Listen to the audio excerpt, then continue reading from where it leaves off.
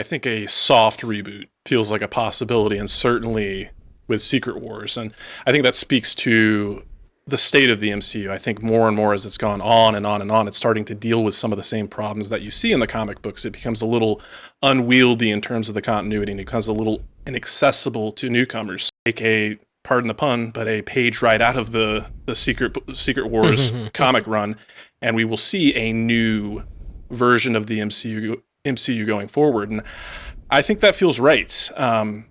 Because as I'm thinking about it, like, I'm 35 years old. The MCU started when I was 18.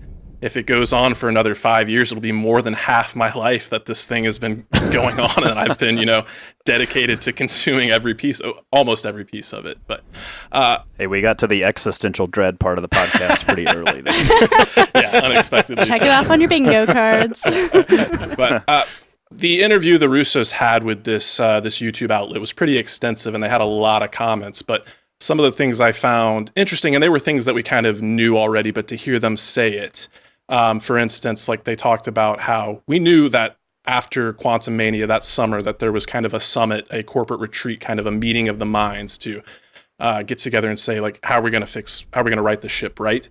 And that is when the decision to bring in Robert Downey Jr. was made.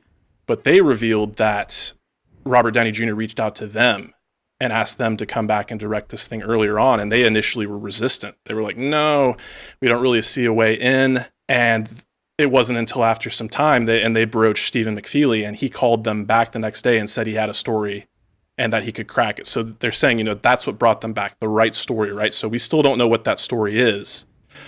But they did go to great lengths to say that, they love a villain that sees himself as the hero, right? And they are dedicated to bringing a three-dimensional character. That is their primary focus here. So I have seen, the worst of the clickbaity YouTubers kind of take those comments and say, oh, this means this and this and this. This means that the Tony Stark that we saw throughout the Infinity Saga was actually a Doom variant.